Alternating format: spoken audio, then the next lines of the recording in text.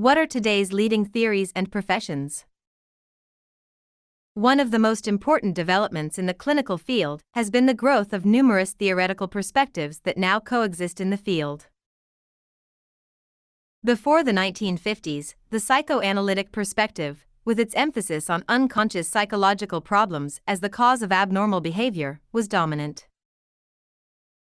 Then the discovery of effective psychotropic drugs inspired new respect for the somatogenic, or biological, view.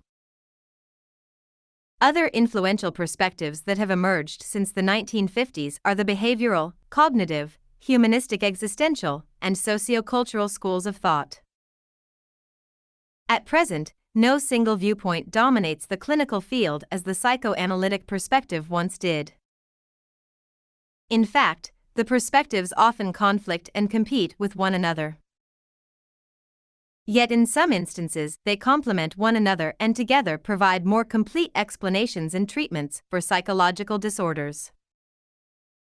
In addition, a variety of professionals now offer help to people with psychological problems. Before the 1950s, psychotherapy was offered only by psychiatrists. Physicians who complete 3 to 4 additional years of training after medical school in the treatment of abnormal mental functioning. After World War II, however, with millions of soldiers returning home to countries throughout North America and Europe, the demand for mental health services expanded so rapidly that other professional groups had to step in to fill the need. Among those other groups are clinical psychologists, professionals who earn a doctorate in clinical psychology by completing 4 to 5 years of graduate training in abnormal functioning and its treatment, and also complete a 1-year internship in a mental health setting.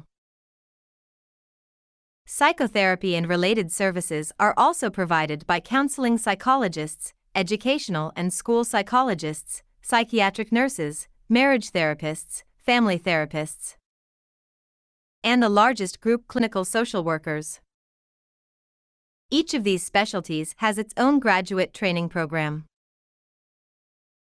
Theoretically, each conducts therapy in a distinctive way, but in reality clinicians from the various specialties often use similar techniques.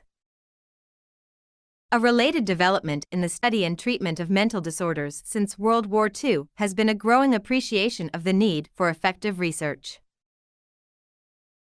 Clinical researchers have tried to determine which concepts best explain and predict abnormal behavior, which treatments are most effective, and what kinds of changes may be required. Well-trained clinical researchers conduct studies in universities, medical schools, laboratories, mental hospitals, mental health centers, and other clinical settings throughout the world. Their work has produced important discoveries and has changed many of our ideas about abnormal psychological functioning.